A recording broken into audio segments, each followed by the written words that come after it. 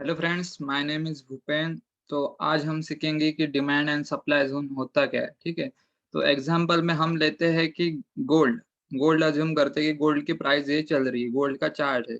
जब गोल्ड 26,000 पे आता है, तब क्या होता है? इंस्टेंटेनियसली बाइंग आती है, गोल्ड 26,000 पे आता है तब। और गोल्ड 56,000 पे आता है, जो अब कोरोना के बाद आया है। क्यों आया? क्योंकि गोल्ड एक एसेट है, इसकी प्राइस कभी घटेगी नहीं, ये लॉन्ग टर्म बेसिस में इसकी प्राइस बढ़ती ही जाएगी, ठीक है? इसको एसेट कहते हैं, जो गोल्ड्स होता है या सिल्वर और रियल एस्टेट होते हैं, इनको एसेट्स कहते हैं। इनकी कभी प्राइस मतलब गिरती नहीं है, हमेशा बढ़ते ही जाते हैं। तो डिमांड एंड सप्लाई ज़ोन इसे कहते हैं कि जिस ज़ोन पे अगर आए गोल्ड, अब गोल्ड की प्राइस कितनी चल रही है? 47,000, ठीक है? तो 47,000 से अगर गोल्ड गिर जाए, गोल्ड की प्राइस गिर जाए और 26,000 पे आए, तो क्या होगा यहाँ पे? गोल्ड खरीद लेंगे लोग, ज़्यादा से ज़्यादा लोग यहाँ पे गोल्ड खरीद लेंगे। उस वज़ह से क्या होगा, यहाँ पे बाइंग इंक्रीज़ हो जाएगी और डिमांड इंक्रीज़ हो जाएगा गोल्ड का। डिमांड मतलब क्या होता है, वहाँ पे जो ज़्यादा लोग गोल्ड लेने के लिए तैयार होते हैं, इसलिए उसको डिमांड ज़ोन कहा जाता है। तो डिमांड ज़ोन क्या है गोल्ड का? 26,000 ये डिमांड ज़ोन है गोल्ड का। जब गोल्ड की प्राइस आएगी 26,000, तो बाइंग प्रेशर इंक्रीज़ होगा और यहाँ से गोल्ड की प्राइस फिर से बढ़ना चालू होगी।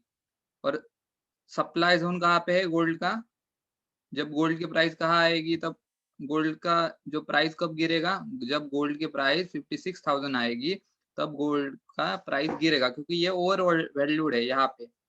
ठीक है? तो ओवर वैल्यूड हम कह नहीं सकते, बट कभी-कभार डिमांड और सप्लाई ज़ोन जो ये नीचे वाला है 26,000, ये सप्लाई डिमांड ज़ोन है और 56,000 है, ये सप्लाई ज़ोन है अभी तक का, ठीक है? अगर 56,000 अगर टूट जाता है, तो ये क्या हो जाएगा? डिमांड ज़ोन हो जाएगा। मतलब फिर से अगर प्राइस आ जाएगी यहाँ पे, तो ऊपर चला जाएगा गोल्ड। तो इसे ही रेजिस्टेंस और सपोर्ट कहा जाता है। देखो यहाँ पे देखो, रेजिस्टेंस क्या होता है? Resistance means seller zone, okay? और सपोर्ट में support means what? Buyer zone. जब प्राइस आती है डाउन साइड, तो यहाँ पे क्या होगा? यहाँ पे बायर्स आएँगे। क्यों आएँगे? उनको risk to reward ratio favourable है। यहाँ पे बायर ज़ोन पे बायर्स का risk to reward ratio favourable है। क्यों?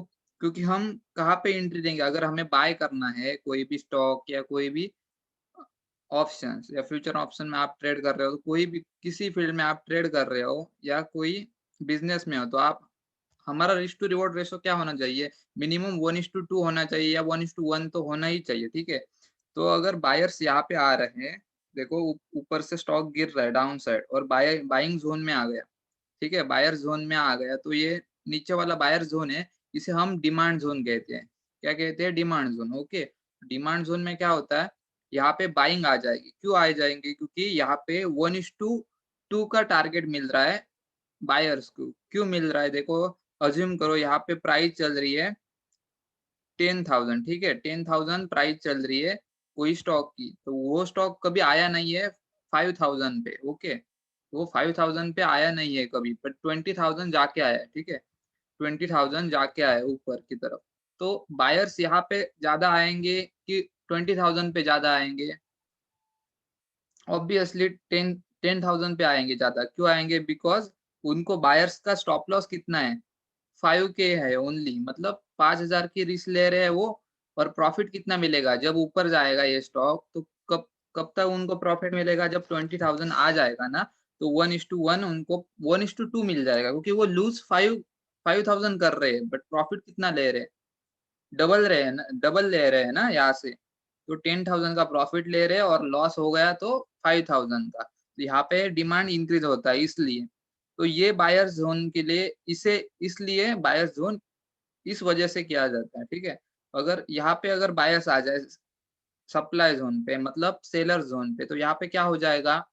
बायर्स की रिस्क कितनी हो जाएगी? 20,000 रिस्क हो जाएगी, क्योंकि ये स्टॉक एक बार आया है 10 के, ठीक है? तो यहाँ पे उन्होंने कम भी एसएल रखा ना, तभी भी यहाँ पे सेलर्स का एसएल कम है, तो यहाँ पे सेलर्स ही आ जाएँगे ज़्यादा। क्यों आएँगे? बिकॉज़ अब यहाँ पे सेलर्स का एसएल कितना है? 25 के, ठीक है? 25 के उनका एसएल है, मतलब 5,000 की वो रिस्क ले रहे हैं। 5,000 5,000 की वो रिस्क लेके ट्रेड कर रहे हैं, 20,000 पे उन्हें शॉर्ट की पोजीशन बनाई है, मतलब उनका व्यू क्या है, मार्केट यहाँ से डाउन साइड आएगा, ठीक है, मतलब वो स्टॉक होगा तो यहाँ से डाउन साइड आएगा, उनका व्यू बियरिश है, मतलब मार्केट गिरेगा यहाँ पे। और बायर्स का व्यू क्या है, 5000 पे जब होगा, 10,000 पे जब स्टॉक होगा तब बुलिश व्यू होगा। ओके, तो अगर 20,000 पे है और यहाँ पे हम किसी ने बाइंग की तो वो फंस जाएगा बुरी तरह से, ठीक है, इसलिए बायर्स जोन पे ही बाइंग करनी है, जो डिमांड जोन होता है वहाँ पे ही हमें बाइंग का सोचना है, और सप्लाई जोन है वहाँ पे हमें सेलिंग का या प्रॉफिट बुकिंग का सोचना होता है, ठीक है। तो यहाँ पे रिस्क टू रिवॉर्ड रेशो हमेशा मतलब इफेक्ट करता है बायर्स बायर्स जोन है और सेलर जोन को। ओके, तो रिस्क टू रिवॉर्ड रेशो क्या होना चाहिए, ठीक है। तो यहाँ पे देखो, अगर हम रिस्क ले रहे हैं 1 रुपीज की, तो टारगेट कितना रहना चाहिए, मैक्स टू मैक्स 2 रुपीज या 3 रुपीज रहना चाहिए। मगर जब हम 1 रुपीज लूज करते हैं ना, तो अगर महीने में हम 20 दिन ट्रेड करते हैं, तो 20 दिन में हम अगर 5 दिन हमारे लॉस में चले जाते हैं ना, तो हमने बाकी के 15 दिन होते हैं ना, वहाँ पे हमने प्रॉफिट ही निकाला है, ठीक है। तो ओवरऑल हम पीएनएल निकालेंगे तो हम प्रॉफिट में ही होंगे। जब ऐसा रिस्क टू रिवॉर्ड रेशो के साथ हम काम करते हैं, जैसे 2:1 या 2:0.5, मतलब 2 रुपीज की रिस्क ले रहे और कमा रहे 1 रुपीज, तो ये खराब रिस्क टू रिवॉर्ड रेशो होता है। तो हमेशा हमारा रिस्क टू रिवॉर्ड 1:2 या 1:3 होना ही चाहिए, ठीक है। 1:1 होगा तो भी अच्छा है, तो 1:1, 1:2, 1:3 इसी के बीच में हमारा रिस्क टू रिवॉर्ड होना चाहिए। और ये बाजू वाला मैंने निकाला है जो रॉन्ग है, वो ऐसा नहीं होना चाहिए। अगर ऐसा रिस्क टू रिवॉर्ड हो तो हम मार्केट में क्या किसी भी फील्ड में हम टिक नहीं पाएंगे, ठीक है। Thank you.